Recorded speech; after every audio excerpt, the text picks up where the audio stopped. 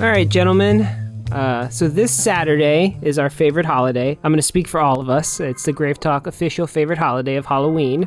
And I put together... I'm a huge Arbor Day fan. Don't speak for me. Arbor Day. I mean, that is obviously the second best holiday. Everybody knows that, but... Yeah.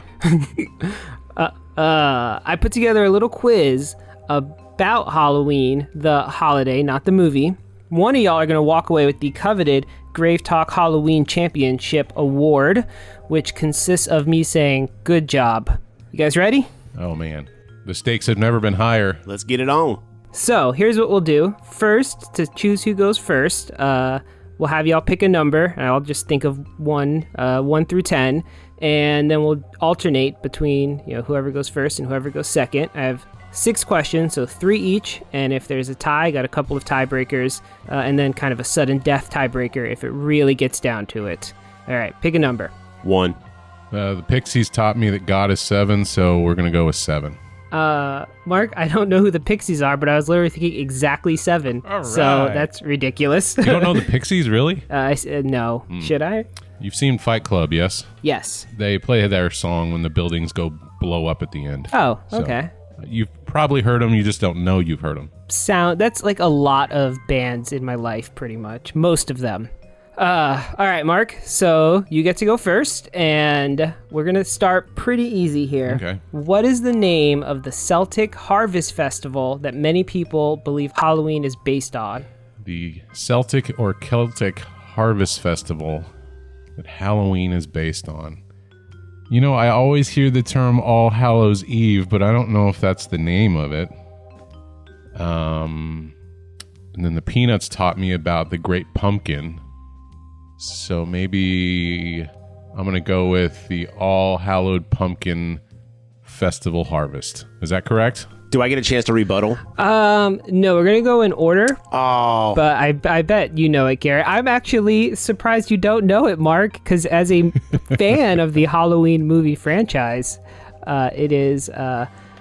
pronouncing... I mean, it looks like Samhain, but my understanding it's pronounced like not like that, so I don't even want to try. It's Sam Hain. Samhain. All right, listen, Garrett is the resident Halloween fanatic, okay? I'm the resident Friday the 13th fanatic. Oh, okay. Don't get them mixed up. I know they're based both on silent killers, but they're not the same movie. Amateur move on my spot. All right, so far, 0-0.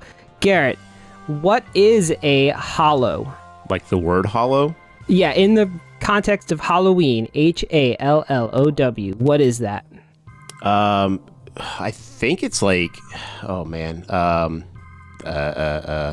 hollow. Isn't it like a saint or like someone who's like really important with a religion? Something like that. Ding, ding, ding. Garrett got it. Yeah, a saint or a holy person. I was going to go with the sound my head makes when I knock on it. Too bad this isn't a dad Zing! a dad joke competition. All right, 0-1. Mark, in what country was the first written account of children using the phrase trick or treat on Halloween? I'll give you a hint, Mark. It's not Meepos. What country? Yeah, what country's newspaper has the first written account of trick or treat? The phrase. Macedonia, 2000 BC. No, I don't know. I always just assumed Halloween was an American holiday, right? So I'm going to say the USA. Oh, so close, but it's our neighbor to the north, Canada. Oh, Canada has claims on Halloween? Not Halloween, but the phrase trick or treat first appeared in a Canadian newspaper in 1927. Those crafty Canucks. What can you do? It's a good phrase. It's stuck with us this long. I get it. Yeah, I honestly, when I learned this, I thought 1927 was way more recent than I was expecting. Yeah, me too. All right, Garrett, how many pounds of our favorite candy corn, are produced each year? I'll say plus or minus 10%. I'm going to wear this wrong answer as a badge of honor, but I'm going to give it a good guess. How many pounds? Oh, geez. Trying to think of a pound here. Let's see. Every month I buy a pound of chocolate-covered gummy bears. That's, I'm going to say 7,000. Oh, okay. It's much more like 35 million pounds. Jesus. Ew, what a waste of food and sugar. According to this website, that is about 9 billion pieces of candy corn each year. My God. Yeah. And candy corn is just sprouted into all kinds of other flavors now. There's like a Thanksgiving candy corn that's like turkey flavored. Oh, it's like they're on a drawing board thinking, how can we make this candy worse? Make it turkey flavored. You know what? No one's ever said, you know what, how do we make this candy better? And someone said, meat flavored. And everyone's like, get the fuck out of here. It's the worst thing I ever heard. That just sounds like somebody's going places. That's how you innovate in the candy space. Make it taste like a protein. Oh, it's so disgusting. All right, so what are we at now? Garrett 1, Mark 0? That's it. All right, Mark. When was Halloween first celebrated in the United States? And we're looking for a decade here. So, for example, 1520s. Oh, boy. My lack of Halloween knowledge exposed on this quiz. That's going to be a shirt. Mark doesn't know shit about Halloween. Hey, I think I've mentioned before that early on in my life, Halloween turned into Hallelujah night at church, so I quit celebrating Halloween because of my parents' religious beliefs. I'm going to go with 1950. Okay, interesting decision considering Trick or Treat was 1927. You blew it! Oh, crap. I already forgot that answer, see? I'm really bad at dates. I'm no good at my history quizzes. I can get the geography down, though. I'm good at that. It was the 1840s. That's what I meant. Numbers are all the same. 1950s, 1840s. You were so close. We'll give you half credit, Mark. Okay, thanks. 110 years off. That's in the ballpark. All right, Garrett. Which vegetables were jack-o'-lanterns originally made from? Ooh, which vegetable? Well, we all know that tomato is considered a fruit due to the fact that it has seeds, so it definitely wasn't tomatoes. I'm going to say a gourd. Oh, gourd. Good choice.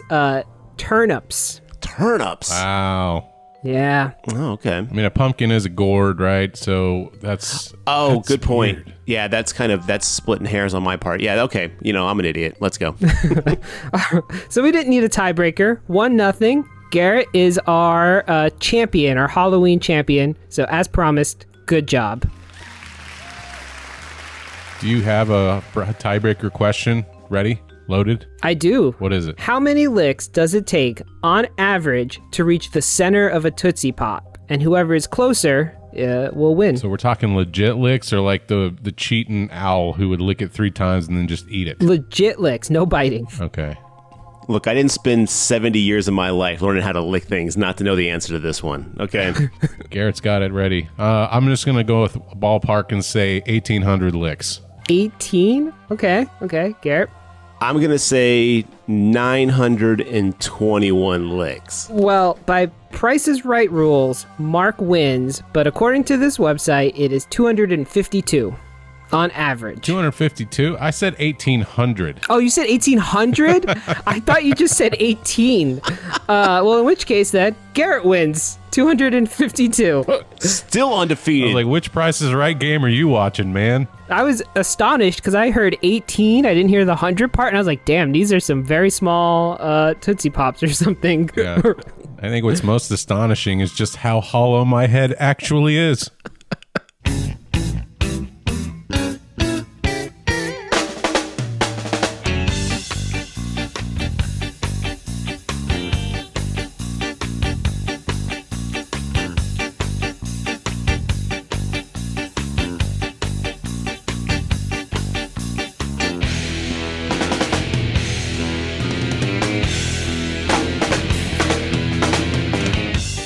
Hey, all you creatures from cyberspace. Welcome back to another episode of the GraveTalk podcast. Garrett filling in for the intro this time, as opposed to Mark, because he's still licking the wounds of such a brutal defeat in the Halloween quiz that we just took.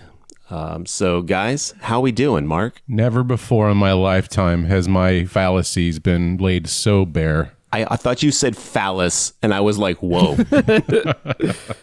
I'm one of those guys that like to use big words and then hope he knows what they mean, and then we just figure out later that I usually don't. I'm doing pretty good today, fellas. I've got my caffeine going. The weather outside is a little cooler than normal. Pretty good Saturday afternoon, I'd say. Oh, right on. John, how you doing? Not as good as Mark, but okay, I would say. I'm hanging in there. Work's really been kicking me in the ass, but I watched some good horror movies, and then I watched the one that this podcast is about. Those are mutually exclusive groups, so I'd say all right. Well, good to hear. I'm also doing okay. The allergies are a little high, so my voice sounds like, like beat up dog food. So early Christmas gift for the listeners. I'm probably not going to be talking as much as I normally do. So you're welcome. So that's great. So we have a new movie this week. Well, movie is being generous, but we have a new movie this week. But before we get into that, John, why don't you tell us about some of the stuff you watched? I'm going to keep it short. Probably the favorite thing I've watched since we last recorded was The Cleansing Hour on Shudder. I have to thank Mark for this one. He texted and was like, hey, there's a new Exorcist movie. And I was like, sweet, that's right up my alley. And it turned out to be pretty good. As someone who's watched a lot of very bad exorcism movies, this one is not that. This one's pretty run-of-the-mill. I like the sort of the take on it, of it being like an internet streaming type thing. I thought, all right, that's a good way to bring it into modern times. So overall, really good movie. Not only walk that back, pretty good movie. Worth your time?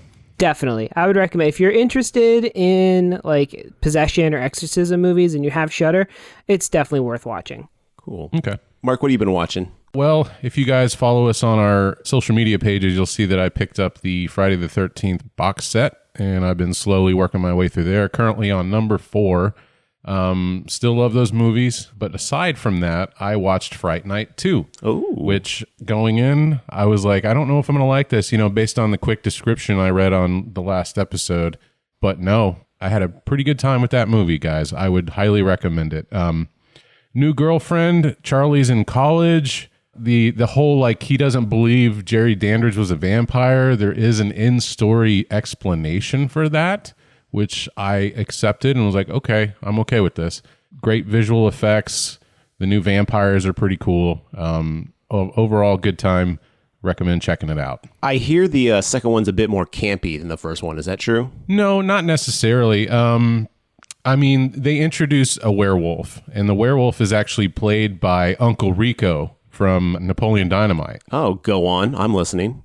Yeah, he does a really good job of just like having a good time as this dude who turns into a lichen and starts chasing around our main characters. Oh. Yeah, it was pretty neat, man. I'd say check it out. Right now, as the time of recording, you can actually find a free HD version of it on YouTube. Somebody uploaded it, I suppose, and that's where I watched the whole thing. So don't even have to sink a penny into it, and you can have a good movie. All right on. I think I'm actually going to check that one out because I really enjoy Fright Night, and you know how I love werewolves, so that seems like they added the one thing I needed in the vampire movie. It'll be that much better for you. I have a soft spot in my heart for movies that studios don't care about at all. So someone could upload this whole thing to YouTube and they aren't even going to take the 5 seconds to be like, all right, we should take that down. They're just like, whatever, fuck it. No DMCA takedowns, just fuck it. Yeah, I respect these forgotten films. Yeah, it's interesting, but yeah, it's out there if you want to see it. Real quickly, before we jump into the episode, I did want to just mention to everybody, if you haven't got enough of your favorite GraveTalk podcast hosts, all month of October, we've been hanging out with our friends from Grown Men Watch Kids Shit. Grown Men Watch Kids Shit. Yeah, our buddy Jordan and TJ over there doing the hard job of watching kids media and then giving it a review from the adult perspective. So if you want to go hear us talk about Goosebumps and Coraline and Alvin and the Chipmunks Meet the Wolfman, you can hear us talk about all our memories with these properties and just having a good time with those guys over there. So just wherever you find your podcasts, iTunes, just type in GMWKS and you'll find their podcasts and check out that. We had a good time doing it. Yeah, it was really fun. Yeah, I would totally second what Mark's saying. If you and Garrett, if you like us, you'll definitely love them. So give them a listen.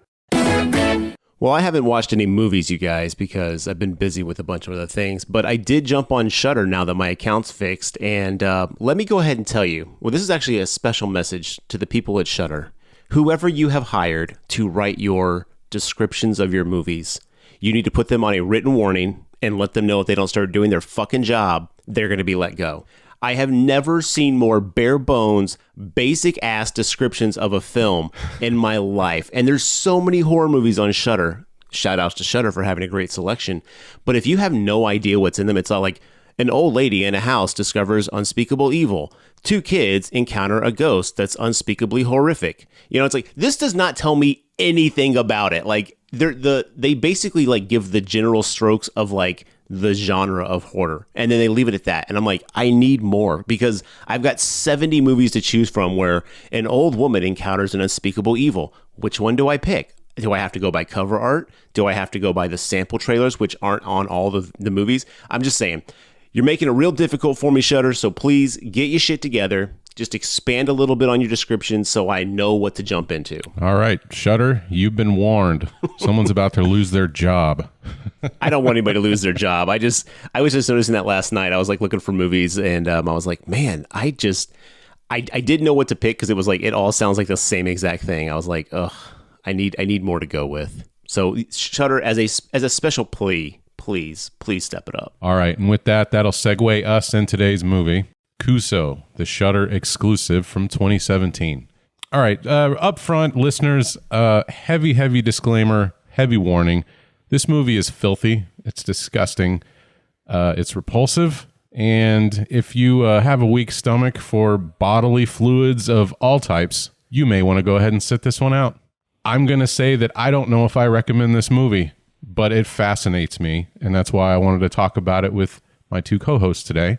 I was the only one that had seen it, and nobody else in the world that I'd talked to had seen it, and I felt like I wanted to share my burden with my friends. That's actually a really good way of putting it, Mark. That's a really good way of putting it. Yeah.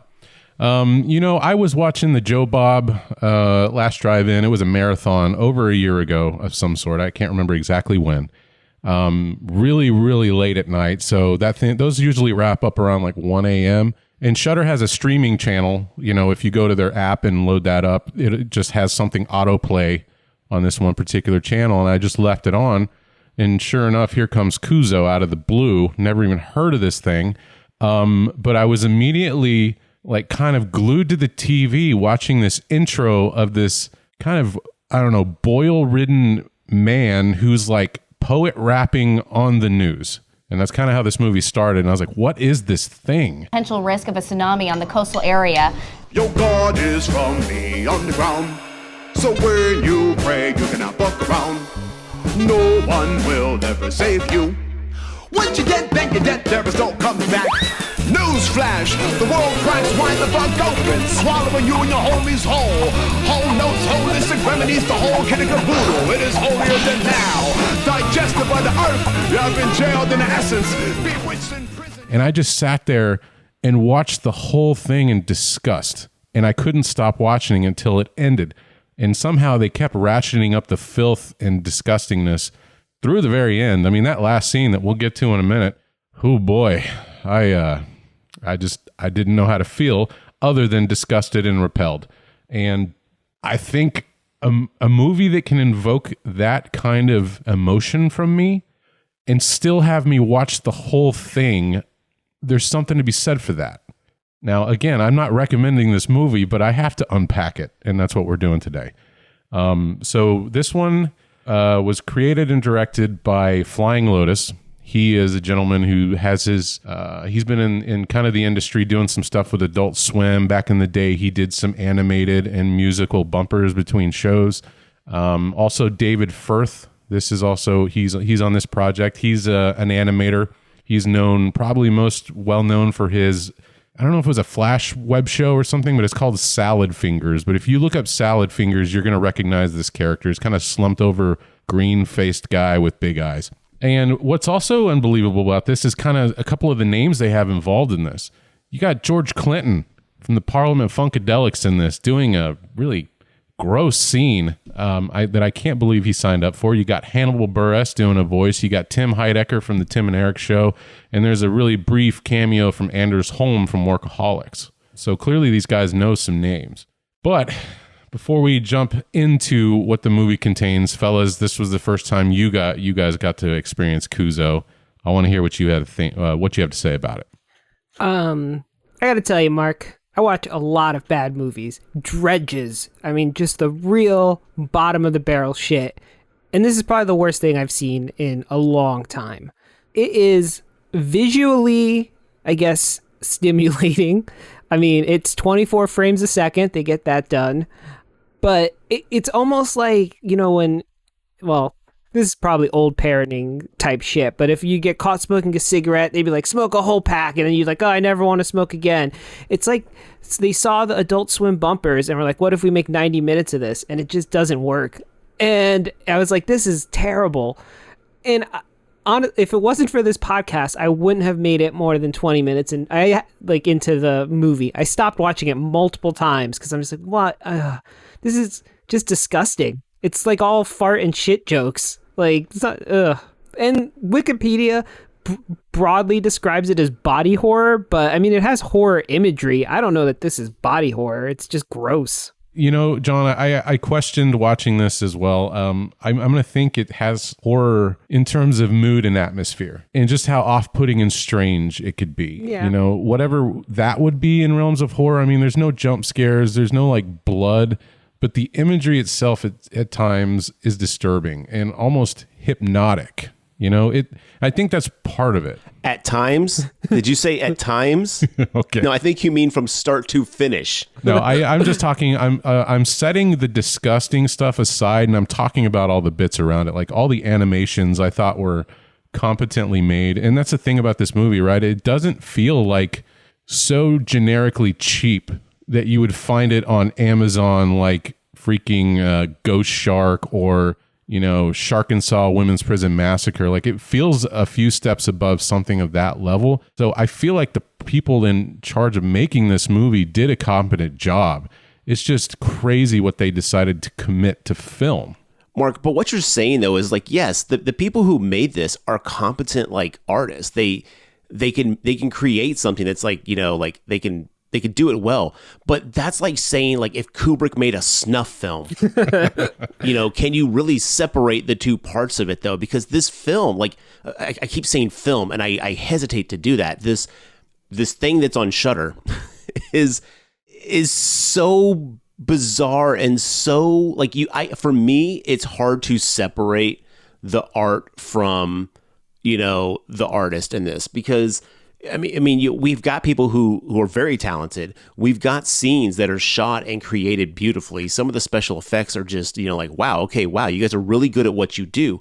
But then what you've chosen to do with it, I don't know. Like, I understand that art's supposed to, push boundaries, and you're supposed to question art, and there's that aspect that like is just permanent through this whole film in that aspect. But at some point, when we've played with shit for fucking 70 minutes, I'm good.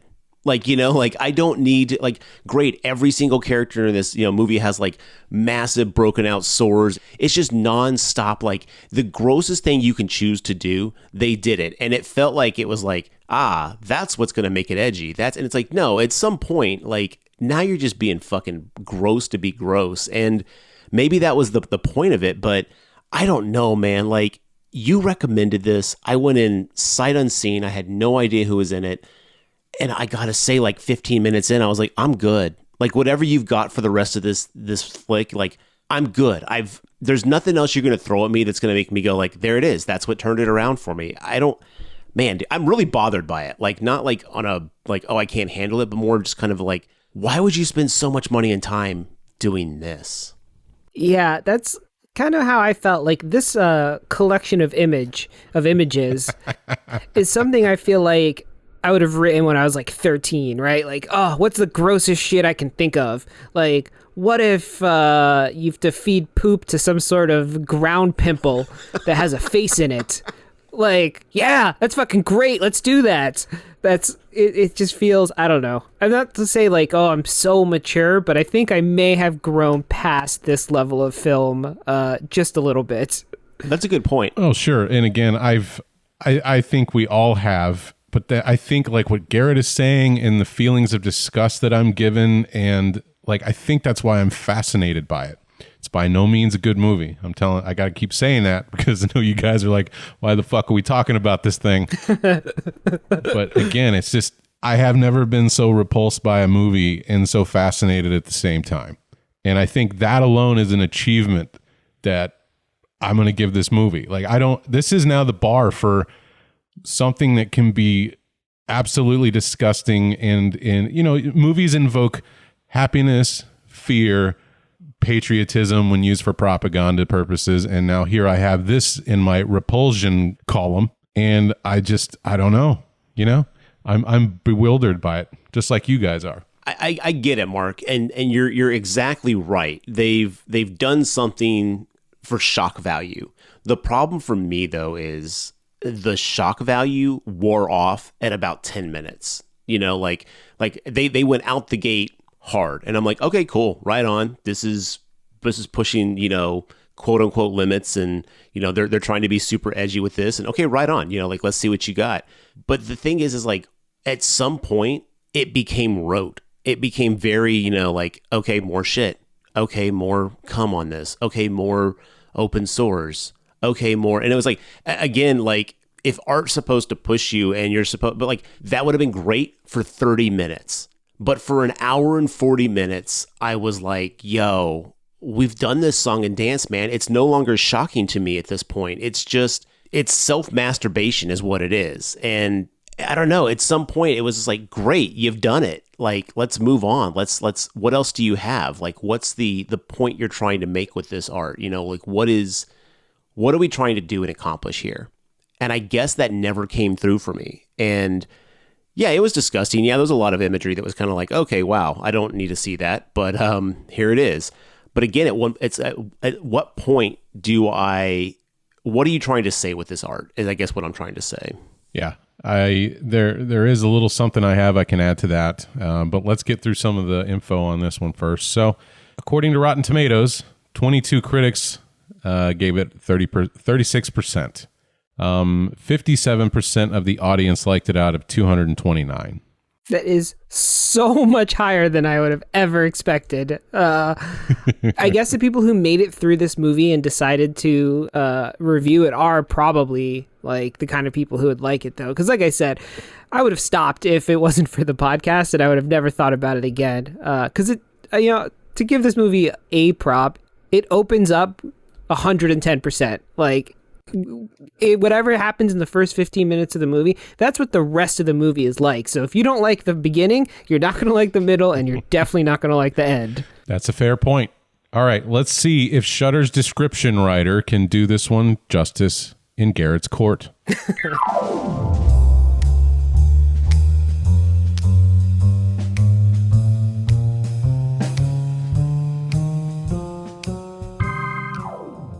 Broadcasting through a makeshift network of discarded television, Kuso is a shifting series of vignettes tangled in an aftermath of Los Angeles' worst earthquake nightmare. Travel between screens and aftershocks into the twisted lives of these that survived. Blending nightmarish visions, animation, and shocking imagery of a distorted America, this is a daring debut and Sundance sensation from director Steve, aka renowned musician Flying Lotus. Delirious, provocative, and darkly hilarious, Kuso is as verbose with macabre, music, melancholy, and unimaginable imagery.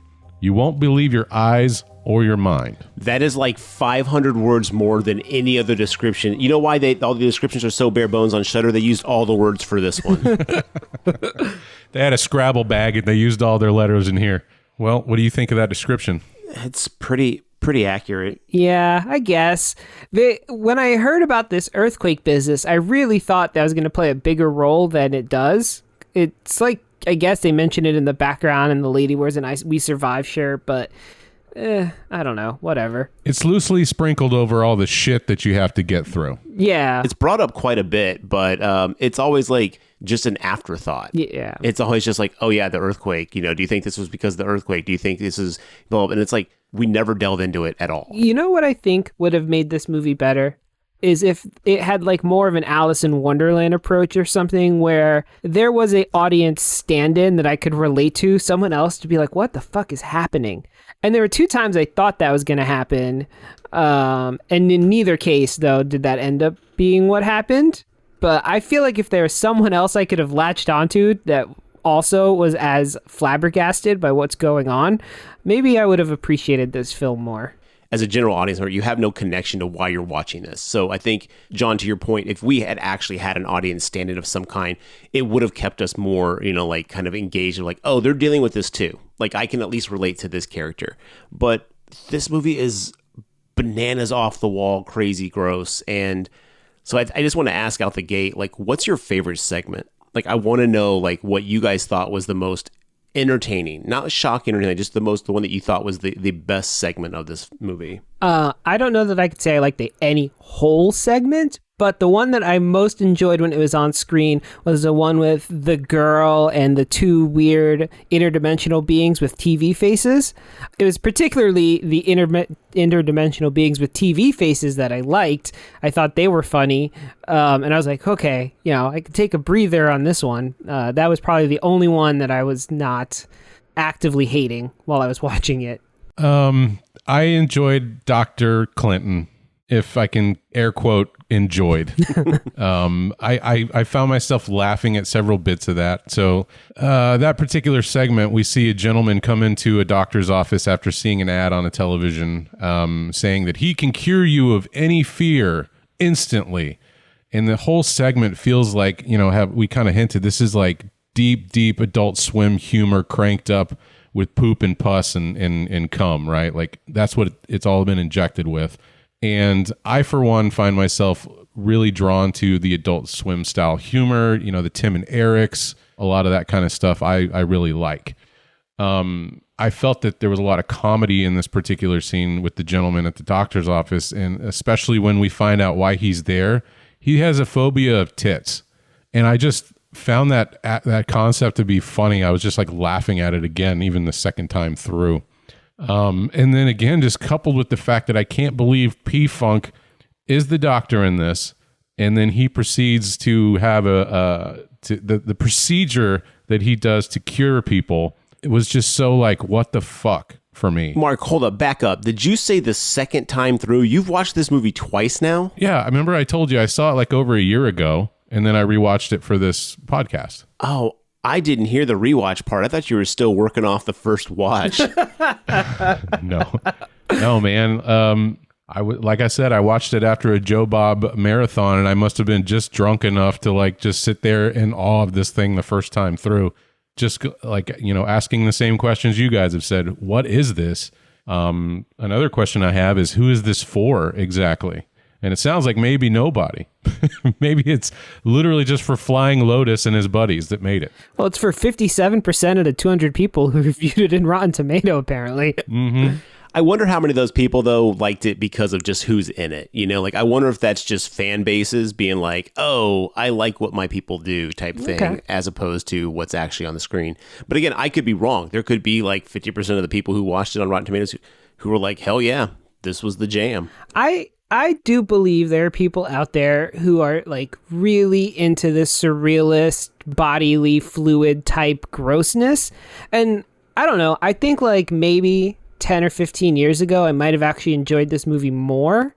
So maybe it's for like people in their early 20s or, mid-teens. Maybe that's the target audience for this film. Yeah, I mean, that's definitely possible. I mean, and again, my experience with this was so interesting because the entire time I watched this, like when it first starts off, Mark or John, I don't know who said it, but it first starts off with this like person kind of doing like slam poetry over these sets, and it's one continuous shot, and they keep like moving the backgrounds behind the sets to further reveal more and more scenes and things he interacts with, and it's kind of set in this like this new studio type aspect. That was amazing. Like when it first started, I was like, oh, if this whole movie's like this, I'm in. Like if this whole thing's done like in this weird like slam poetry dialogue kind of like nonsense, cool, bring it on. I don't care if there's a little grossness.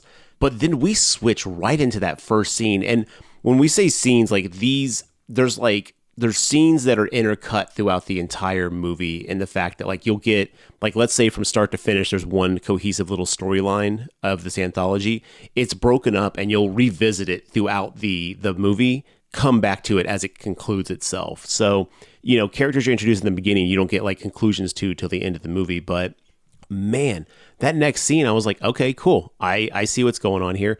But then we start getting into like the part where like they're rubbing cum on each other's faces. And I was like, okay, this is definitely trying to gross me out. And then I think the next one is the one with the kid, right? Yeah, the farts kid. And that one's all just fart and poop humor or grossness. Yeah, and I mean, that's the thing is that's when they first started introducing like the feces aspect of it, you know, and I'm like, okay, fine. But then after that, the feces stuff is just a running theme. Like, honestly, like, this is like a scatological like experiment. Like, there's so much like just not. And the thing is like every time they present it as like, oh, that's gross, right? Like, oh, check out how edgy this is. And I was like, look, the third time you fucking start dicking around with shit, I'm over it. Like, I'm just like, okay, you've done it. I felt like it never ramped itself up. And when it did try to ramp itself up, it was familiar. And I was like, I don't get it. And maybe that's it. I just don't get it.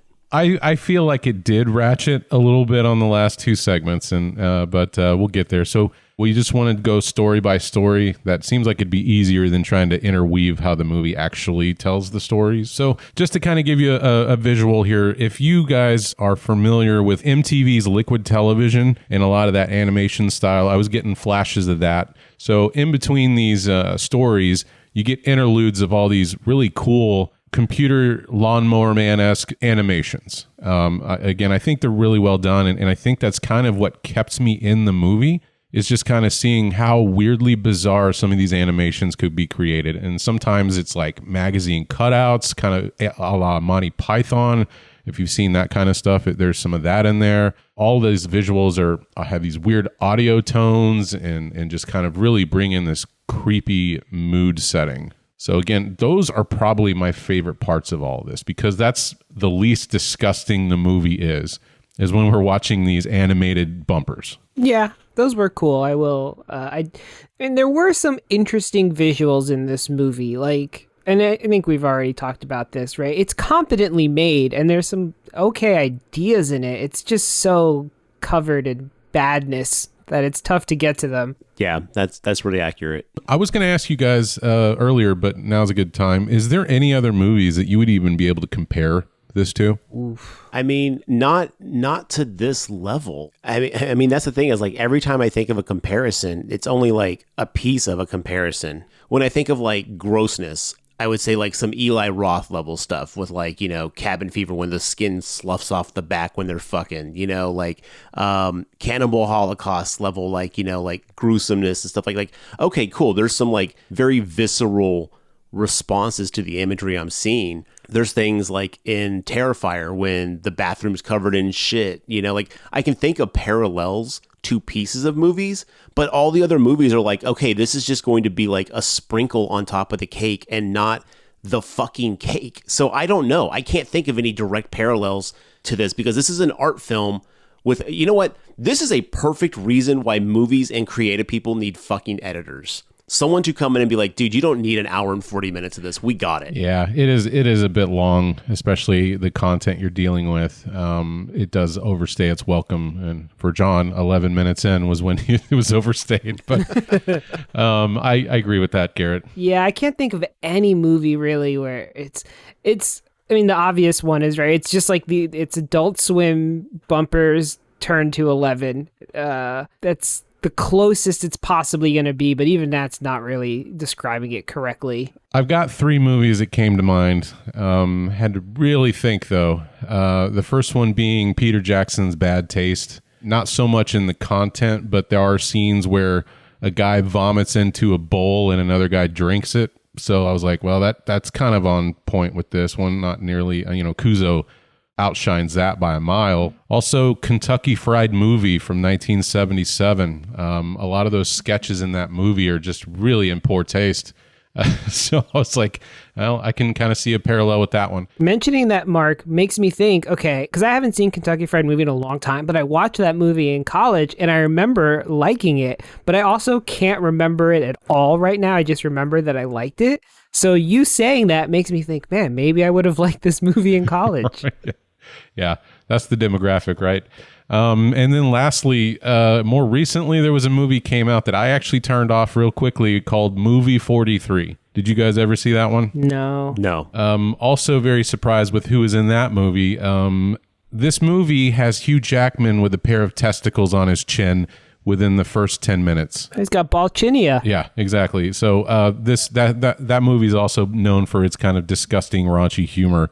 Again, that's going for more a sketch comedy thing. So it's not quite Kuso, but that's the closest thing I could come up with. Holy shit. That movie has Emma Stone, Stephen Merchant, Richard Gere, Liv Schreiber. Wow. Dennis Quaid, Greg Kinnear, Common, Charlie Saxton, Will Sasso, Seth MacFarlane, Hugh Jackman, Kate Winslet. Oh, my God, dude.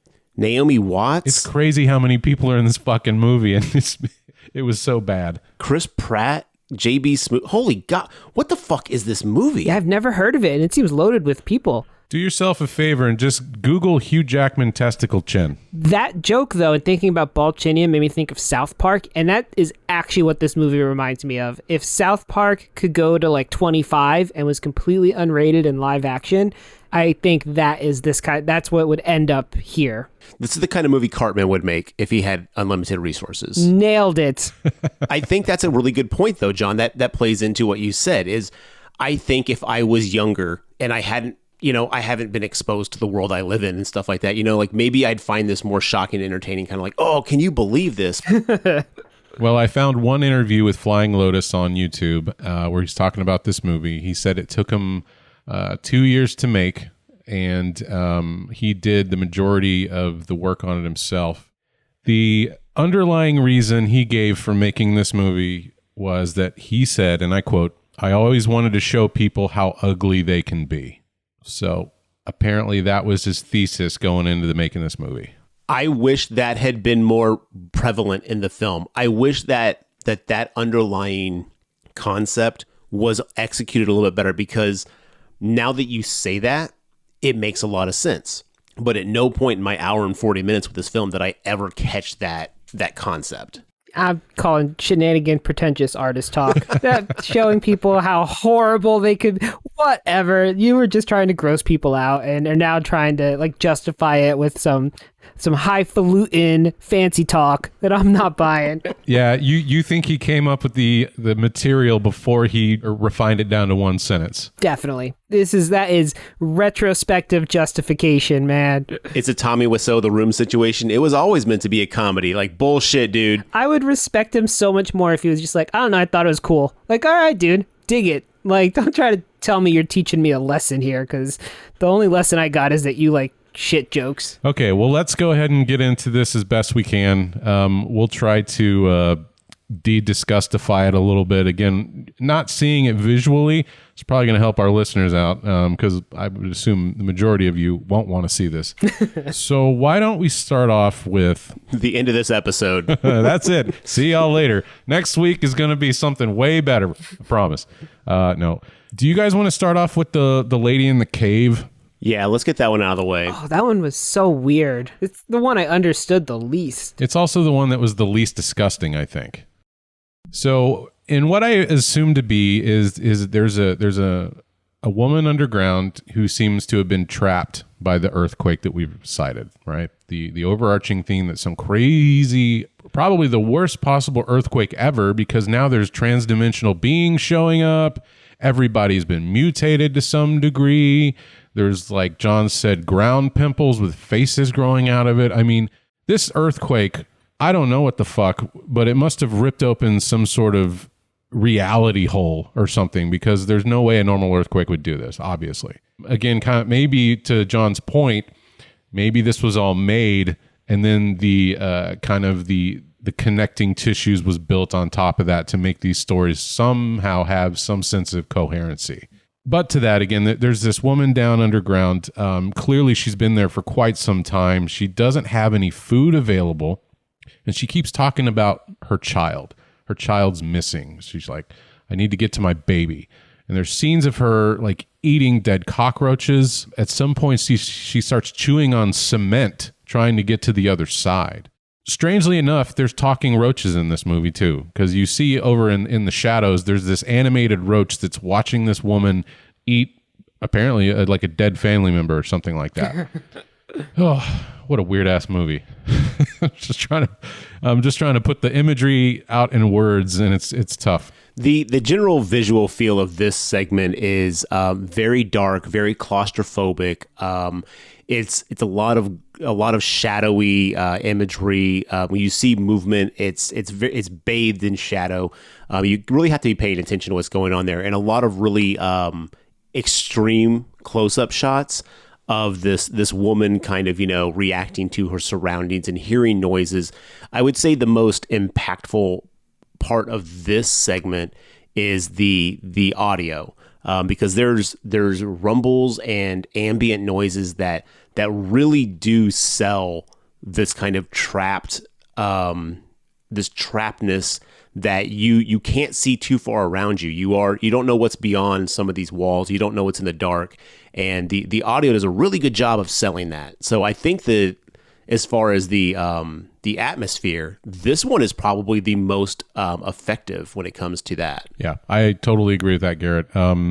If you want to really get me good, if you have a lot of audio, sensory sounds, mood setting things, like those always get to me under my skin way more effectively than like a jump scare would. At some point, the woman down in this cavern-esque area starts hearing a voice, and it's telling her, hey, all your answers are in the hole. You got to go into the hole. Your baby's on the other side of the hole. And she's like, the woman doesn't speak English, so anytime that she starts talking and the movie wants to let you know what she's saying, it translates it on the screen with some like kind of scratchy written writing. So she says, don't worry, baby, mama's coming, or something like that. And then the voice says, whatever you do, don't fall in the hole.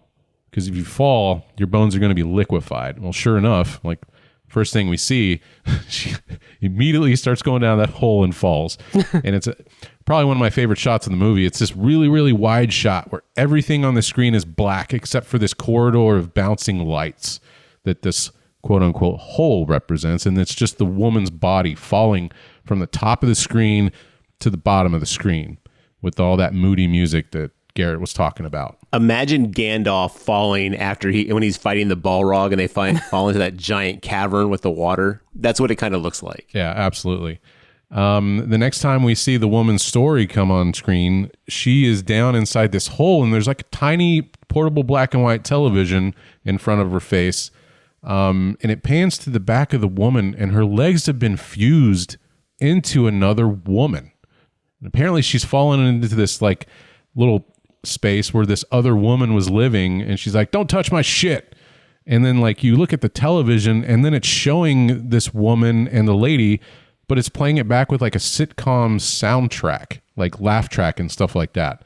I didn't quite get this part of it either. So John, you saying like this didn't make a lot of sense to you, this is kind of where it started falling apart for me a little bit. I'm like, what? Okay, so what does this have to do with anything? And then yeah, and she's like yelling, you don't grow into me, I grow into you. And like it was so bizarre, and I couldn't piece what it had to do with this woman, except maybe it's just like, oh, look, you're in this weird place now, I guess, because you went down the hole. We're gonna have to do some headcanoning to fix this one, fellas. Are you ready? Oh yeah, love headcanon. The hole in the disco lights, maybe that was some sort of trans-dimensional portal or reality portal. Like, remember the voice told her, if you fall, it's going to liquefy your bones. Well, it must have happened in that falling procedure. And when she landed in there, she must have melded with that other woman. She's immediately knocked out with a rock by the other woman, and then fade to black. That's it on that scene. And the next time we revisit this woman again, the woman's gone, but so are her legs. It's just like a block of meat. And then the roach, who we saw earlier, pops out of her hair and says something like, don't fear the fecal matter. Do not fear the feces. for that is your baby.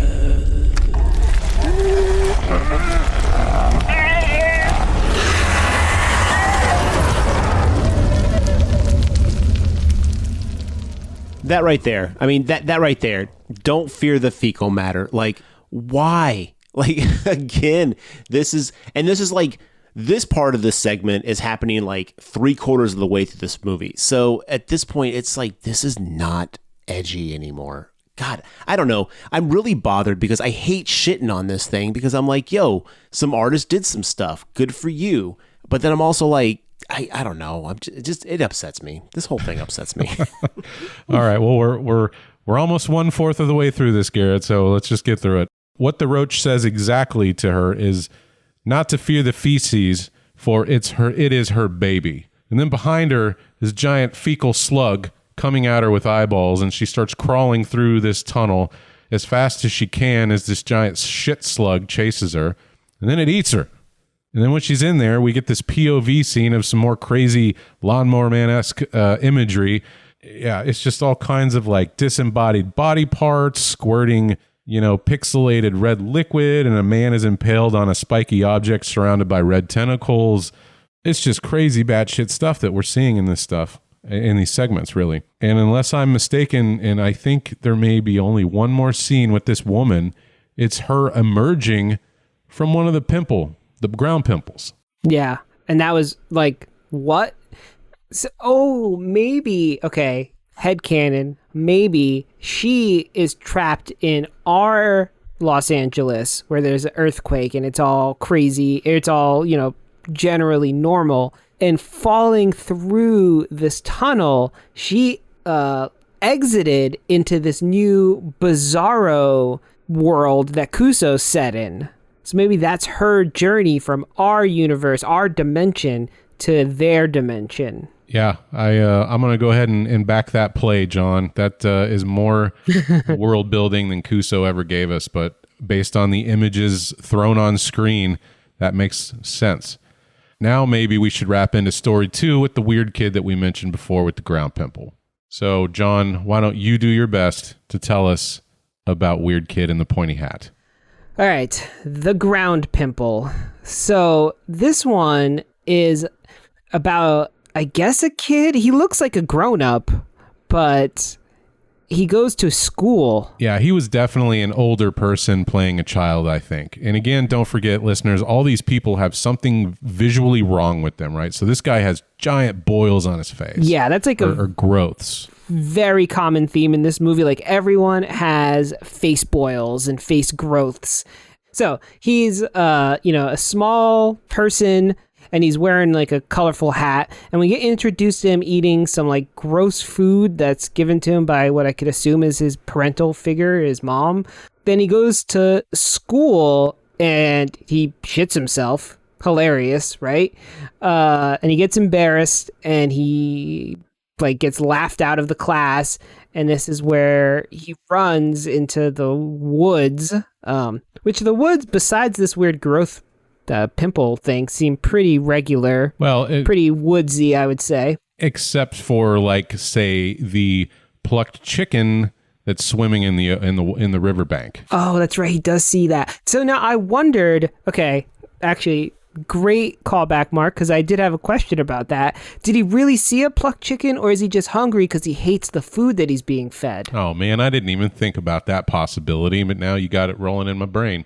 Yeah, so he just Looney Tuned, miraged himself a cooked chicken floating down a river. Well, don't forget, this plucked chicken spreads its legs and gives birth to a pig face. Guy wants chicken and pork. Can't complain with that. Yep. Mm-hmm. God, this movie's so weird. Can I also just point out that Anders Holm from Workaholics, his only scene is in the classroom setting, and don't think like it's not a school. It's like it's a wooden shack in the woods, right? So it is a school, but it's not like a school building. No, they're in the forest. And when the kid shits himself, one of the other kids who before they sit down to class is being force-fed ice cream, and he's not happy about it. I don't know what that was about. Maybe he's lactose intolerant. Could be. But then they throw that kid into the hole, and like lock him in a hole. I was like, well, what did that kid do? It was the other kid that shit himself. Why are you punishing the other boy who was forced to enjoy ice cream earlier? Easy. He's ungrateful.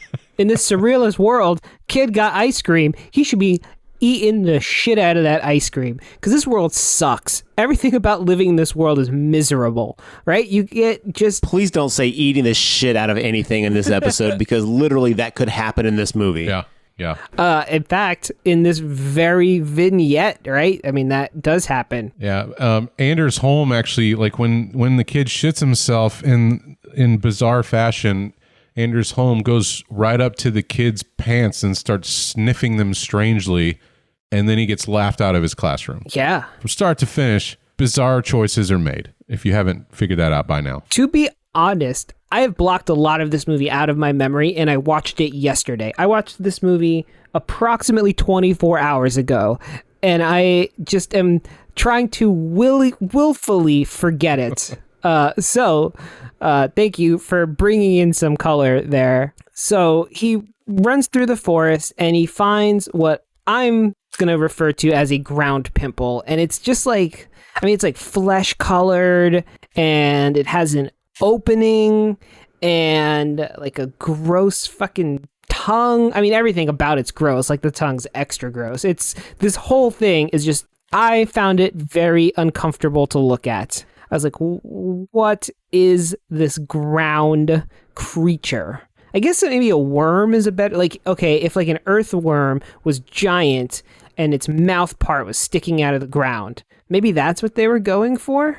It looks like a fucking anus is what it is. It's a giant fucking like ground bubble with an anus that's pulsing, and inside the hole is as the more this kid takes a shit like 10 feet away from this thing, picks it up and goes and feeds it to it, the more it does that, it grows a face. Then it starts feeding shit to the face. I don't fucking know. Yeah, I was really trying to be like, to avoid the I mean, Garrett's right. That's what it is. I was trying to dance around it, but that is definitely what's happening. And yeah, he just the kid just keeps shitting and keeps giving it to this anus, which then evolves a face.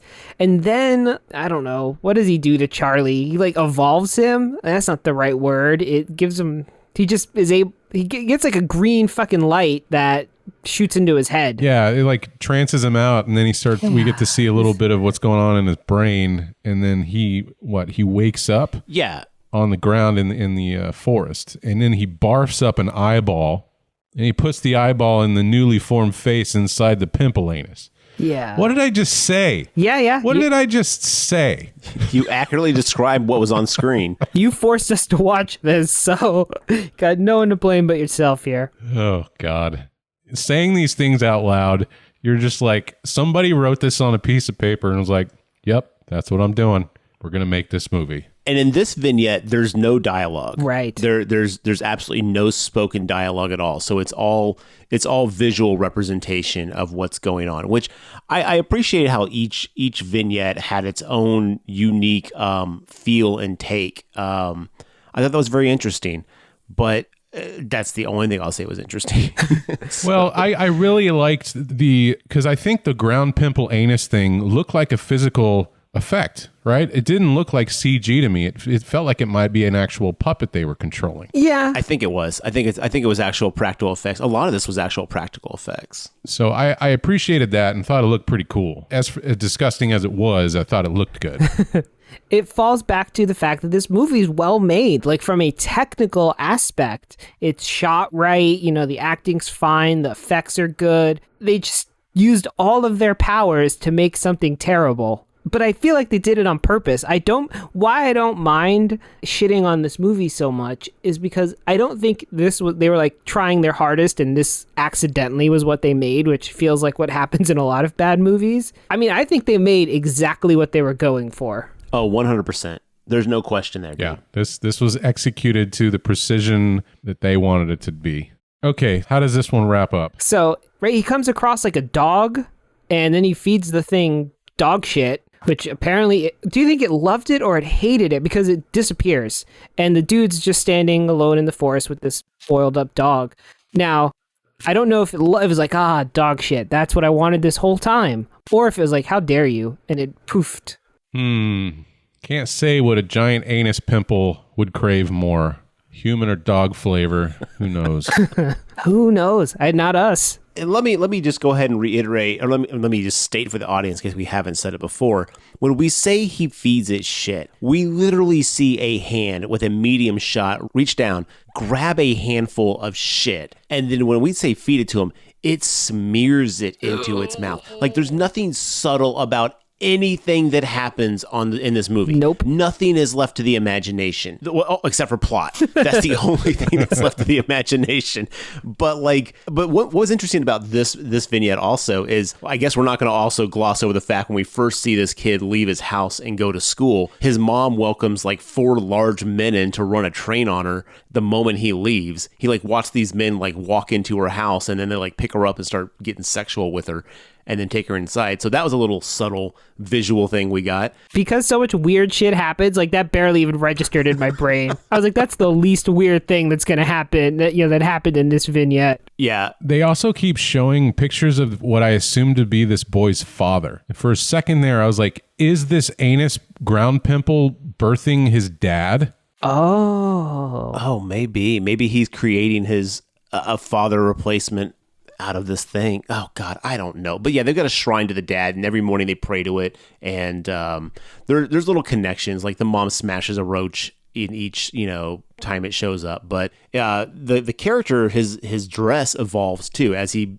makes this homunculus of shit pimple. Like, he's starting to wear like these like more colorful jackets, and he's starting to wear more stylish hats. So there is some like progression with the character as well. For what reason? Don't know, don't care. But there also is a visual representation of that. Yeah.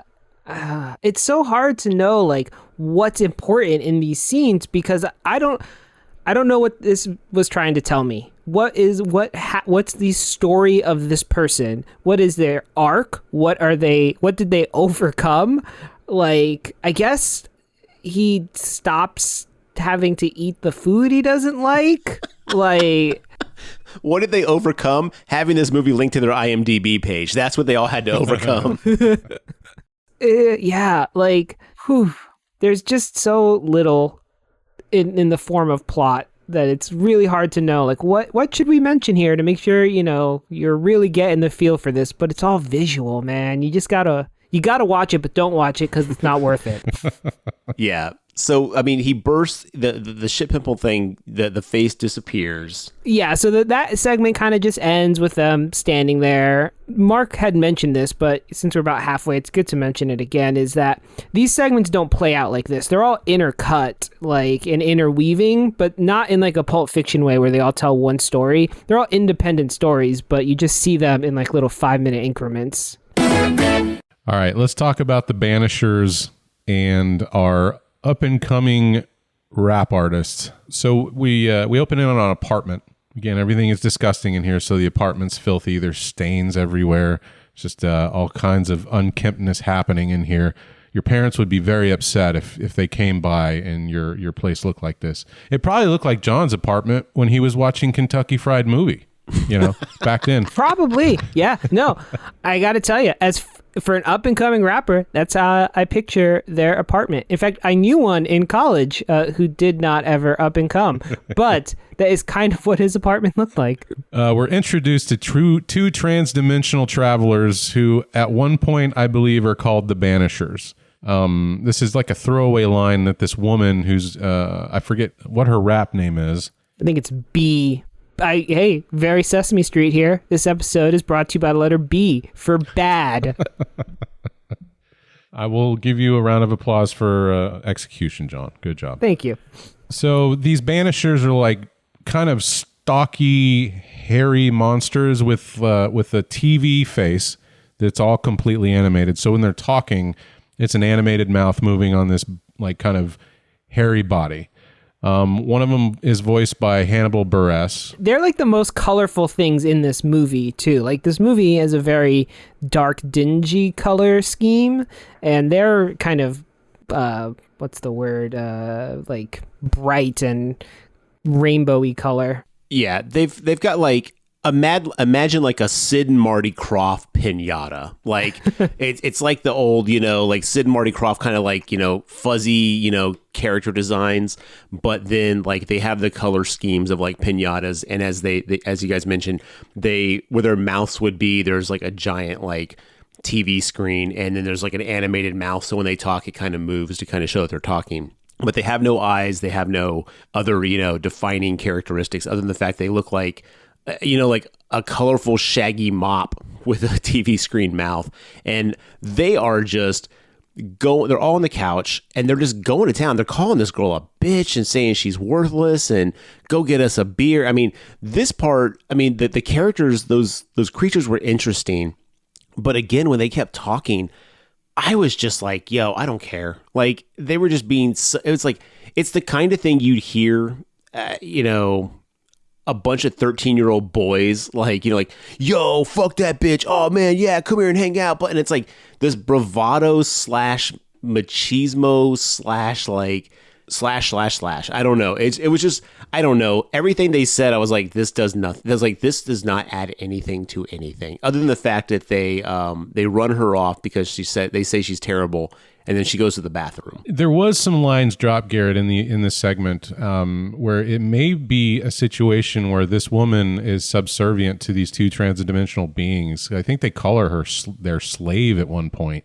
Maybe. Yeah, their relationship is unsure because at the end or whatever, ill-defined. Yeah, when they quote unquote help her in the sense that anyone helps anyone in this movie, they're just like, oh yeah, we want to make sure you have no social life but us. This whole time, I thought we were friends. But you ain't got no friends. Better not. I'm your friend. Well, maybe I don't have any fucking friends, because you guys fucking murdered them all. Oh, here you damn, you guys even killed Muffy.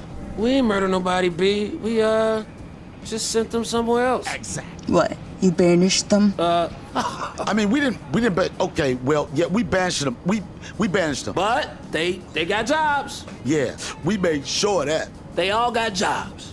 They're farmers. Yeah. Farmers in the beyond.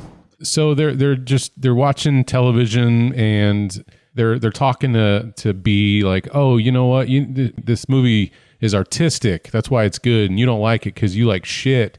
And then she goes to the bathroom, and then one of the banishers throws its shit at the door because, of course, like this is the movie we're in. And while she's in the bathroom, she takes a pregnancy test and gets 2 frowny faces.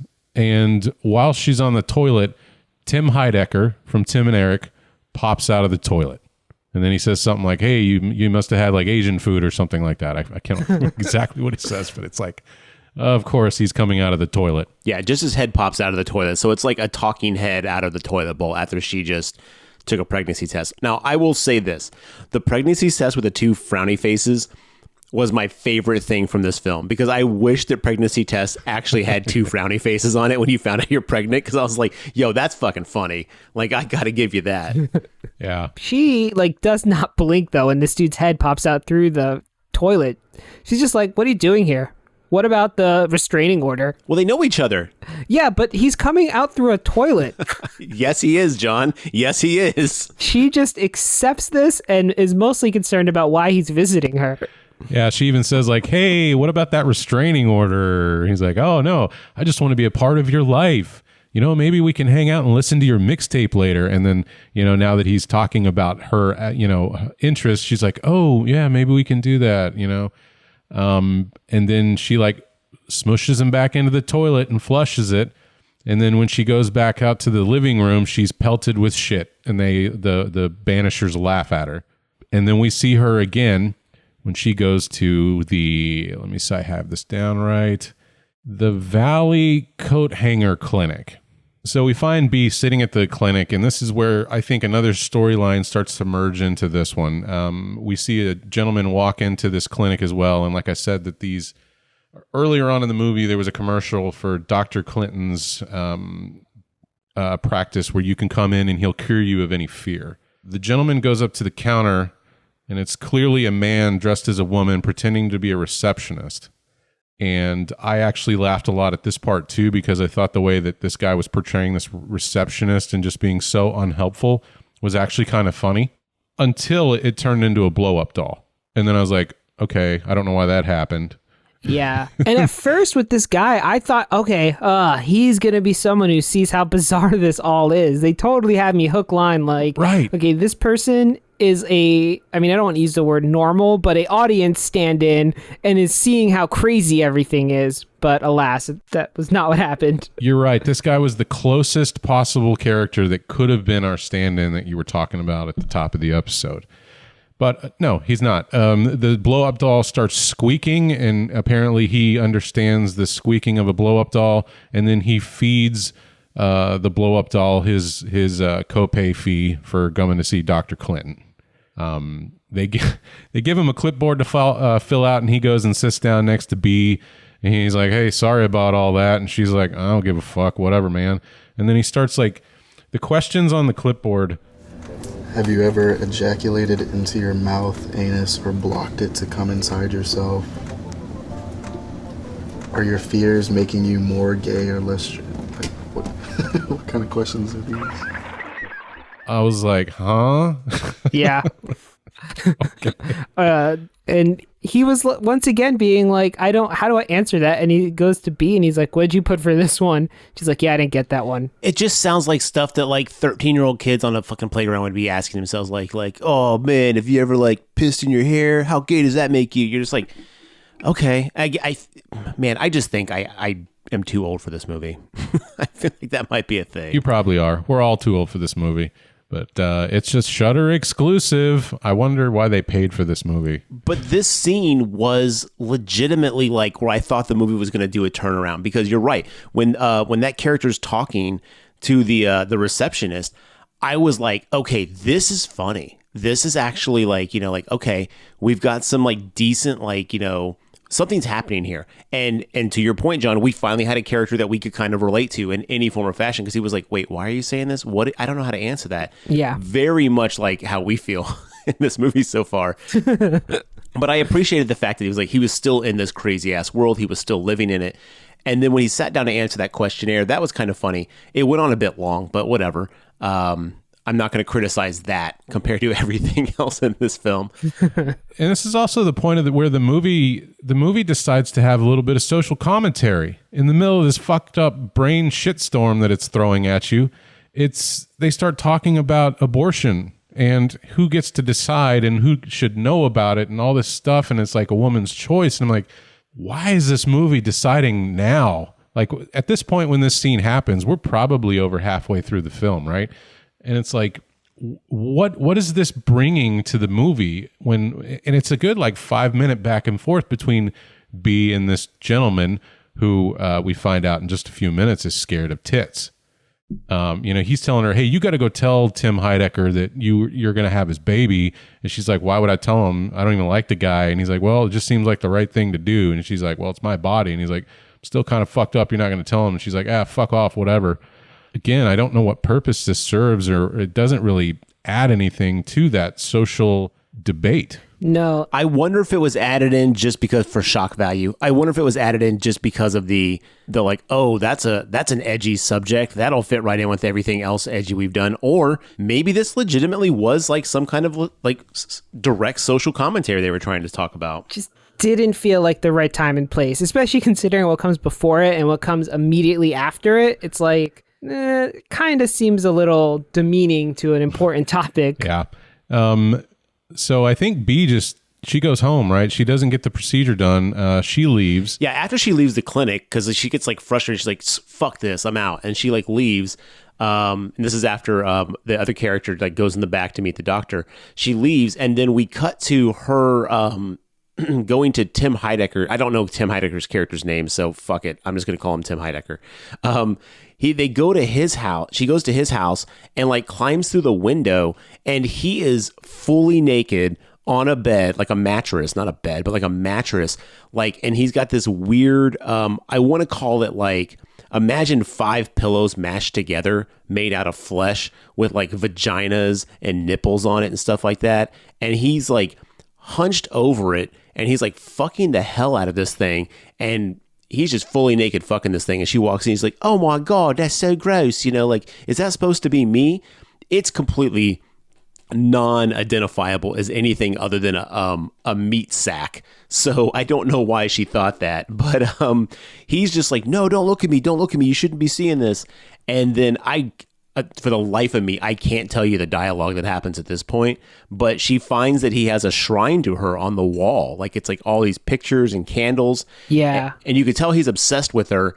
And that's when she tells him that she's pregnant and she's going to get it aborted. And Mark, you're going to have to finish the rest of this off because I don't even know what fucking happens after this. Oh, sure. So they're arguing back and forth, and Tim Heidecker's like, "What if I just slit your throat and take the baby right now? Like, I'm not gonna let you abort this thing." Starts getting overly aggressive. Yeah, he goes from 0 to 100 real quick, especially considering he has a shrine for her that is very uncomfortable, and he was just fucking a meat slab. So to suddenly get the high ground here was really rich of this dude. Yeah, but almost immediately, in comes our transdimensional banishers, and they zap Tim Heidecker with a yellow blast of energy, and he turns into, I don't know, almost a plucked chicken with maybe a hot dog coming out of his ass. I looked at it and I couldn't make heads or tails of what they did to Tim Heidecker. Did you guys figure that out? It was a dick coming out of an asshole, dude. That's what it was. Okay. It was like his penis. Ooh, yeah, I couldn't tell either. I thought, did they because this movie loves anus jokes. I was like, did they prolapse his anus? Like, what the fuck am I looking at? His ass prolapses out, and I'm talking maybe a good 9 inches. Maybe 7 inches diameter. It's a pretty massive prolapse. But yeah, there's a little dick tip hanging out of it, and sure, of course it is. And then is this where they go back to the apartment at that point, the banisher's apartment, and then she reaches inside her stomach with the yellow energy and pulls out the fucking zygote / No, it's way worse. Yeah, so they go. Then we get to watch her rap video, the demonic rap video, which I kind of sort of like, but not really. Need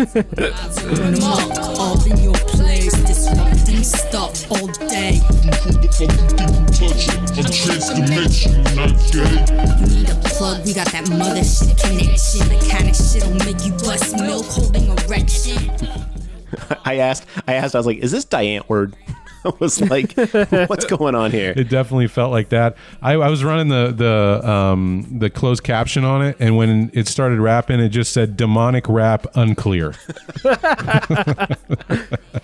So I wrote down some of her rap lyrics here. So this is just some of the things she says during her song. No God, no lessons. Futility reigns in the place we used to call heaven. Mangled faces from radioactive waste. It references the earthquake at some point, and then she says, hate art, art is garbage. Now we're all just scavengers in hell, surviving on what's left. No ghosts, only shells. Yo, that's deep, dog. I think she just summed up the movie.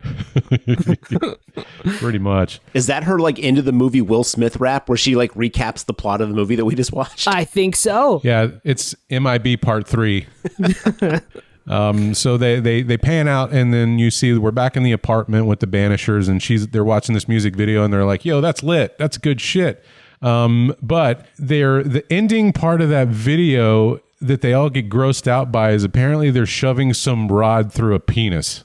And they're like, no, what would you do that for? That's awful. You need to do more art. This is bullshit. And she's like, no, you guys just don't get it, or something like that. And then she starts going towards the bathroom again. And she's like, well, it's a shame I still have old dumb fuck's baby in me. And one of the banishers go, wait, what? And then he fucking shoots a yellow laser. And then we go inside of her body. And then we get to hear Scorpion from Mortal Kombat go, get over here. And they yank the fetus out of the body. And then it's so fucking dumb. He throws the fetus at her. And then it says, we get to hear from Mortal Kombat, fatality. And then we hear the famous MK3 Toasty guy. And then they're all laughing about it. And she's super pleased that she got her abortion that she wanted all along, only a little differently. Then she says, we should smoke this. All right. Does she really? Are you fucking kidding me? Nope. Nope. Oh, I swear to God. I don't even look again. This shit's just trying to be. They think they're fucking edgy. At some point, someone need to come in and be like, dude, this is just not. Come on, man. Like, what the fuck? Honestly, I can't believe Mortal Kombat licensed those sounds to them. I mean, I know it's like a fighting game. Oh, I don't think they did. But like, this seems extreme even for Mortal Kombat. I would put $5 down right now that Mortal Kombat, Warner Brothers, the people who own the Mortal Kombat thing, did not license the fatality for a fetus being ripped out of a woman and then toasty when they talk about smoking a fucking fetus. No, I will 100% guarantee you that is not licensed. Yeah, but how hasn't gotten taken down yet, though? I don't know. Let the lawyers work it out. But that surprised me. I was like, whoa. I think that was the running theme for the whole movie is let the lawyers work it out. And then as we wrap up that story, you see her put a lighter and fetus to her mouth, and then that ends this one. Toasty! Okay, we're almost done here, guys. We're getting close. All right, let's go back to Dr. Clinton's office. As you may mention, I told you there was a man who was afraid of tits there. The nurse comes out with her bosom hanging out, big red bra, giant tits. This guy's like, oh, man. It's like, okay, I guess this is kind of funny still. You know, like now he's having a faceless fear of the doctor's office, and he goes into the office. And then the scene cuts, and then when we come back to it, he's on the ground covered in green sauce. And that's being generous when I call it a sauce. I don't know exactly what we would call it. And Dr. Clinton, played again by George Clinton of the Funkadelics, standing up, and then they're like, hey, are you okay? He's like, how long was I out? And she's like, 23 minutes. And he's like, man, this is a fucked up place. I came here to get my phobia taken away. And they're like, don't worry, man. When you leave this office, you're going to be cured. All right? Now just calm down. And they're like, okay, let's go ahead and go through this procedure. Are you ready to do this? And he's like, okay, let's go ahead and do it. So he lays back on the ground, and Dr. Clinton stands above him with his ass facing the man's face. And they say, okay, let's go through and pick out the music that we're going to listen to during the procedure. And they go through some little cheesy MIDI beats. And at some point, like, they like one of the tunes and they start grooving out a little bit, and it's a little weird. And he's like, nah, fuck that. Let's just do it a cappella. And he's like, a cappella, this shit better be on point. He's like, yeah, I got this. Don't worry. And they start chanting, what was it? Mr. Quiggles? It was something like that. Mr. Quigglesworth or something like that. Yeah, I was having a real hard time like understanding what they were saying. And I don't know if it was just me or what, but they just start chanting the same word over and over again, and it was weird. Yeah, so it was weird. The subtitle of this movie. Yeah. So they start chanting Mr. Quiggle, and then this guy does a little impromptu a cappella rap. And then we see Dr. Clinton pull his pants down, spread his ass cheeks, and what emerges is the only thing I could think of is a very, very large centipede. It's like imagine like a crawdad. Is that what you guys thought Mr. Quiggle was? Imagine like a crawdad. Yeah. Yeah. Like a giant anus crawdad. God. So Mr. Quiggle goes ahead and visits this individual, and the doctor says, drink up as much as the juice as you can.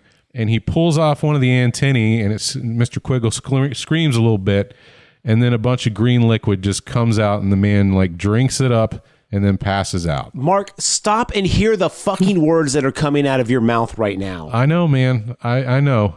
This is as gross as it sounds. You, the listener, you see this. This movie is NC-17 cubed, right? It's as filthy as it possibly can be, and you're seeing every bit of this in visual gross detail. So it's not like a movie who would like hide it off screen and you just have to put the image together in your mind. No, you see this all. You see the man open his ass. You see the crawdad centipede come out. You see him snap off a tentacle and drink the green goo that comes out of the tentacle. Now, he wakes up and he's cured of his fear of tits. We know this because, Mark, you left out that Dr. Clinton has a extremely busty nurse with her tits like just like fully pushed up, like it is cleavage to the max, but of course it's covered in sores and, you know, massive like wounds and stuff like that. So it's disgusting. Nothing can be nice in this movie. And when he does wake up, he looks over at the nurse with her tits like all like half hanging out, and he's like, "Oh my God, I'm cured!" Like he looks like he goes up and he's about to punch the boobs. Though I was like, "Dude, calm down! Like don't go straight to hitting tits as soon as you're cured." Yeah, no. And then and to show his gratitude, he's like, "I gotta tell Mr. Quiggle thank you." So Dr. Clinton again opens his ass, and then he's like, "Yeah, let me get a fist bump, Mr. Quiggle," and then he puts his hand through his butt to fist bump his crustacean pal. Now this shot right here, though, I gotta give him credit. This was fucking hilarious to me because when he's like, "Doc, thank you so much. Oh man, I gotta thank Mr. Quiggles," and he's like, "If you got to, you got to." Clinton bends over, spreads his ass. Now the shot is like, imagine a screen that's black, and in the center is a hole that has been opened up, basically symbolizing the asshole. And so it's all dark and shadow in the foreground. And then through the hole, you see the patient being like, "Mr. Quiggles, you in there? Oh, man." So it looks like he's peering in. We're in the hole and we're peering out at him. And you can see like little like shadows of antennae and stuff like that from Mr. Quiggles inside. And he's like, "I got to give you a fist bump." I legitimately I didn't know what to do at this point because I was like, he's going to fist bump this thing, which in turn means he's fisting George Clinton's ass. And I knew it was coming. I knew it was about to happen. And the fact that it still happened, I was just like, at what point is enough? It was hilarious to me, this moment, because I was like, what a fucking, like, the concept of that was hilarious. But, oh my God, I was just like, wow. So, to like what you said, Mark, someone wrote this down. Yeah. And, we had mentioned earlier, this film proves why the editors exist, but I think it did have an editor, and the editor's whole job was like, all right, but how can we involve butts in this? And that's just, they went through the whole script, and they're like, all right, what if we put, some anus here? And that is just that was the editor's job. Look, we all love a good butt. We all love, all sorts of stuff. All right. And no shame into anybody who enjoys this film. But at some point, like, it almost seems obsessive, this movie, with like shit and assholes and again, things that fucking Cartman would find hilarious. Like it's so nonstop. It almost seems weirdly obsessive. Like this guy's like the Captain Ahab of fucking like things coming out of asses. Maybe he has like a phobia, right? And he wrote this movie to work through any kind of butt phobias. Ooh. Guy's afraid of tits, but the Steve or Flying Lotus, ass fear, ass phobia. And this is just his way of working through that. Maximum exposure therapy. Now that is some headcanon I can get behind. Yeah, I like it. Well, let's wrap this up. We've got one more vignette to get through. Garrett, why don't you bring us home? Oh, thanks. This one, we didn't mention the names of these, so let me just tell you. The first one we talked about with the woman is called Sock. The one with the ass pimple and weird kid with the pointy hat, that's called Schmear. Smear. There's no H. I put that in. Mr. Quiggle is our storyline with Rapper B and the guy with the fear of tits. And lastly, we're going to end this one with Royal. Wait a minute, they had names? Yeah, at the end, if you sit through the credits, they give full credits to the people that worked on each short. If you sat through the credits, Mark, what the fuck? You know we didn't sit in the credits on this one. I know. Like the moment it faded to black, I was like, fucking menu, let me be done with this. Well, that means that you missed the last freeform poetry rap, because after the credits roll, we get to see our guy from the beginning come back and do a acapella rap. Well, guess I'll just have to live my life without that. Okay, so the last vignette that we're going to talk about is actually the first vignette we end up seeing in this movie after the slam poetry news segment. We cut to, and feel free to jump in at any point because I'm going to fuck this up because, again, all this is just fever dream for me at this point. Yeah, and this is actually one of the shorter segments, Garrett, so there's not a lot to it, really. Yeah. Oh, there's a lot to it, Mark. I'm going to get into it. Trust me. We open up with this guy who's in his bed and he's hearing noises.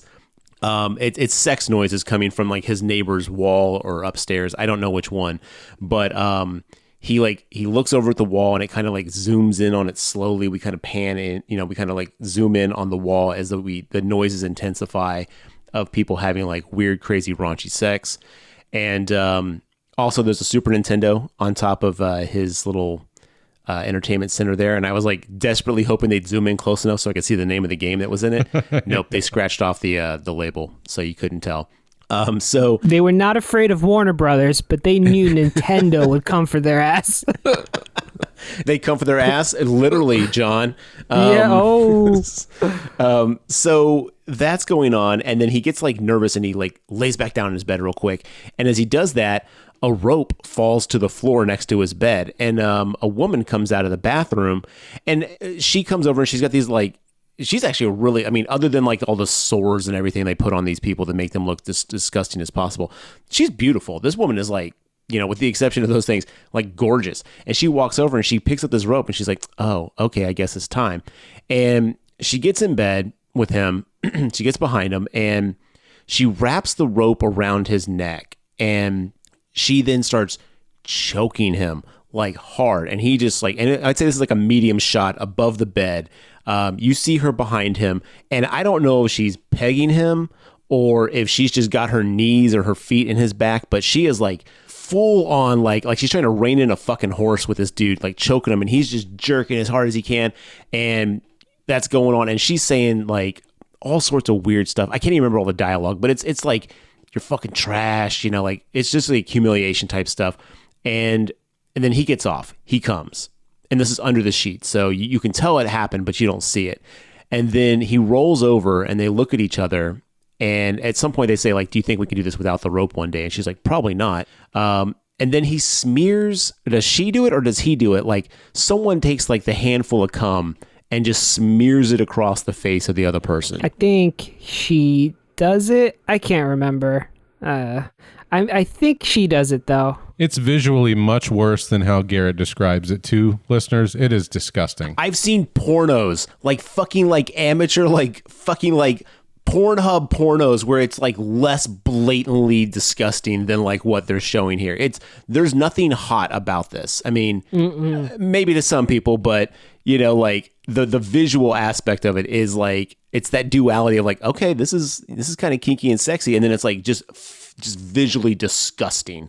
So she smears it all over his face, and then I think they kiss each other, and that's when we cut to other vignettes in the movie. But eventually we come back, and did you mention that she has a scarf around her neck? Yeah, she's got like a neck like thing. Yeah. And he's like, okay, now it's your turn, and he like kind of goes for her neck, and she's like flinches away, and she's like, no, we're good. You roll over and take a nap. I thought this was going to be like the old horror story with the lady who had her head cut off, and as she takes off the ribbon, her head falls off. I thought it was going to be like that. If only. No, if only it was that fucking classy. So they get in an argument or something, and like, and the dialogue, let me be very clear. The dialogue makes no fucking sense. Like, it's like Mad Libs that have been mixed up in a blender level dialogue. And so he convinces her to take her scarf off the neck, and she does. And she's got this giant, gaping kind of like growth with a mouth and two little indented eye holes. Imagine like the Eraserhead baby, but like made out of silly putty. And it's just like hanging off her neck. And then the thing starts talking to him because he's like, you got to love me with her, blah, blah, blah, blah, blah. It's a package deal. And he's freaking out. And he's like, let's go to a doctor. We'll get it removed right now. And she's like, no doctors. I don't know why she's so committed to hanging on to this thing on her neck, but she does not want it removed. Well, she says that she tried burning it off. She tried everything she could. They're freaking out about it. And also this boil creature thing has an English accent and has a male voice. And it's actually voiced by the animator David Firth. Oh, really? Yeah, it is so gross. But yeah, he even says something like, you kept trying fire and that didn't work, you know? It's like, it's talking to both of them. He's like, you're just going to have to learn to love me too. Yeah, it's so weird. And then I do not, and thank God I don't, but I do not remember how this next part happens. But at some point he's decided that he's got to fuck this thing. It's gross. It's something like this. It's something like, the first thing we got to do is get you out of those crusty pants. And then it's like, yeah, show it to me. It's so gross. It's so off-putting. Yeah, like the boil like talks him into it. I don't know. I don't remember, to your point, the dialogue. It's all just a big blur. But the boil... I mean, I'll be honest. I jerked off this whole fucking scene, you guys. I was hard as a fucking rock, okay? So, I'm just kidding. Yeah, so he gets basically like, you know, negged into fucking this thing. And... He does, and when we say fucking this thing, we see it. Like it's a fucking dick that goes inside this boil with a mouth, and it's like sucking him off. And then the next thing you see like a behind the back shot, a medium shot of him just like grabbing her neck and head and just fucking the shit out of her neck. And you hear all these sex noises and grunting and everything like that, and it's very similar to what we were hearing through the wall earlier in this segment. So I wondered if he was hearing that as like a precursor to what was going to happen, or if he actually was hearing other people. I don't know. Or is everyone in every room fucking neck holes? That also is a possibility in this film. But yeah, he has sex with this neck hole monster thing, and I know he gets off, but I don't remember how this ends, Mark. We get to have another ultra uncomfortable close-up of the boil with the fellow's fluids. Mark, it's cum. The boil has cum like running out of its mouth. Jesus Christ, you're an adult. Just say it. Look, I'm trying to sanitize it just a little bit for our listeners. Yeah. We had to suffer, Mark. We need to make them suffer. I think the guy's like, oh, that was pretty good. And he's like, well, now that you fucked me, don't you think I should at least have a name? And the lady's like, or, you know, the woman who owns this boil is like, yeah, he's got a point. I'm going to call you Royal the Boil. And that's it. That's how this thing ends. That's all, folks. Now that would have been a hilarious ending. You get that chicken with the pig face to do that, but, you know. John, you're on to something. Yeah, and then, like I said, the credits roll. We see each segment give credit to where it's due. Maybe not wanted, but due. And then we get to see our gentleman from the beginning, who actually is Flying Lotus. That's the guy who did our impromptu rap at the beginning, and then our Into Poetry Slam at the very, very end of this. Okay, cool. Again, I don't know if it's some sort of free-form flowing thing, but not a lot of it made much sense to me at the end. But yeah, that's how we close out Kuso. It closes out. And again, fuck me if the talent involved in this is not great, and the skill and craftsmanship that went into this movie isn't top notch. It's just what they chose to do with it was just baffling, fucking mind boggling. So one thing I do want to bring up that we didn't really touch on too much is the music itself. I thought the music was pretty good. We've got tracks from Aphex Twin in here. We've got Akira Yamaoka from the Silent Hill series. He did some music for this. And then, of course, Flying Lotus's songs. Some of that stuff, I was like, man, this is actually a good track if you remove this from the movie. I definitely got Chris Cunningham feels from this movie. The guy who did like a lot of the Aphex Twin videos and some things like that. I don't know if you guys have ever seen his short film Rubber Johnny. Yeah, I've seen Rubber Johnny. Okay, that is it reminds me of this, except for the fact that like that was weird and gross, but it was like, okay, this is that was also only 10 minutes long. This is an hour and 40. But I definitely got some Chris Cunningham feel from this movie. But the audio was good. The soundtrack and the audio cues and everything like that were really well done. And I think without those, man, imagine if the soundtrack was bad. This would be utter trash. Mm-hmm. Yeah, I agree that I probably would have turned it off a lot. I would have turned it off, period, if the audio didn't get me through, along with those animations. Maybe these musicians just need to stick with the music side of it. Maybe Flying Lotus. I don't know. Again, it's competently made. It's just not good. It's just disgust. It's an hour and 40 minutes of disgustingness that makes me recoil. And for alone, I thought that was worthy talking about with you guys for an hour and a half. But well, that's art. I don't know. I don't recommend it. I don't recommend it. Yeah, it's hard to really definitively like make a judgment on this film, because while I do feel that things like this should be able to be created, I feel like if this is the kind of art you want to make, okay, fine, do it. Like, it's a form of expression, like go for it. And it's well done in its own aspect. But again, art is subjective. Art is about taste. And, to that point when the scene where, the Banana Splits characters are hanging out with the DIDNT girl. Like, she's like, this is shit. This isn't good. This isn't art. This is trash. And they're like, no, you don't get it. You don't get it. I feel like that was a direct, play at this movie. But to that point, it's true.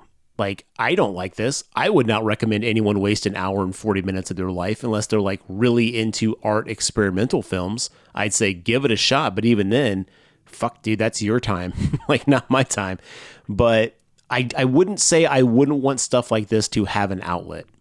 Does that make sense? I feel like I'm not making myself clear, but you're saying that this stuff has the right to exist whether we like it or not. And if somebody like, say, Flying Lotus is out there and wants to make this stuff, you're free to do it. Just, I assume that he had some sort of expectation going in, like, this is going to do exactly what I intend to, and that is disgust. And even though, when it opened at the Sundance Film Festival, I think probably whenever the smearing of the cum happened on the people's face, I think I read that almost half the theater walked out at its premiere. So, if you have a stomach for that, just make sure, be well prepared if you're going to sit down and watch this on Shudder. If you listen to us and you're like, I have to see this for myself, you've been warned. Yeah. It's a lot worse than our description of it. Just go in knowing that. It reminds me of that art installation, Piss Christ. Did you remember that? Yeah. Where they basically, they took the crucifix, put it in the giant tank, and then he, filled it with his own urine, and it traveled the globe. And, I don't know. To me, I don't get that kind of art. I'm like, that's... okay, great. You peed on a crucifix. What's fucking... What did you have to do to... It's shock value. And I don't know. I personally struggle with shock value being art as a form of oh, that's... It takes talent to do that, but I don't know. Again, I'm glad this movie exists. It's not for me. God, I wouldn't recommend it to anyone. It definitely falls in the Piss Christ category, or the guy who canned his own shit. That's another art piece that's out there. There's a lot of this kind of stuff that, again, it's like, okay, you thought of an idea that maybe hadn't been done yet. It doesn't necessarily make it good to me, but like you were saying, I think this stuff deserves to exist, and it's there for anybody who might find enjoyment in that. Yeah, deserves to exist. I don't know about all that, but has the right to exist. I would certainly not recommend this movie though to anyone at all, even a little bit. Though the soundtrack was dope, it does slap. I concur with that. Ooh, find that on iTunes or something. Slapping soundtracks, back in this business. All right, let's do it.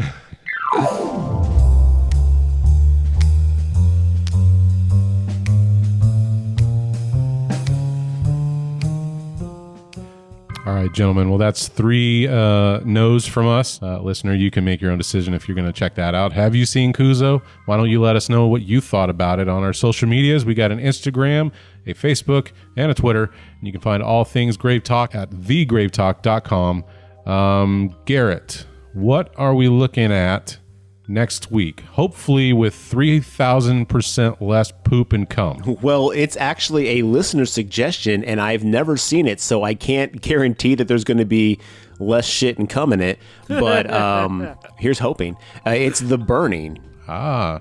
Yeah, now that if I'm not mistaken, that's an 80s slasher movie, I think. I haven't seen it myself either, but I'm looking forward to checking that out. So again, if you guys have any recommendations for us, please let us know. We're happy to throw them in the mix. We're still discovering stuff on our own, even though, at this point we've seen so many horror movies. There's hundreds more that we've never even heard of or seen. So keep these suggestions rolling. And unless we got anything else to say about Kuso, which I think we've drained the ball sack at this point. Drained the ball. God damn it, Mark. Just playing into the wordplay of the movie. You know what I'm doing. All right. You could have gone with anything as this episode prolapses on itself. There's so many options. Gross. Okay. That's going to do it for us with this episode of the Grave Talk. We'll see you next time with The Burning. Take it easy out there.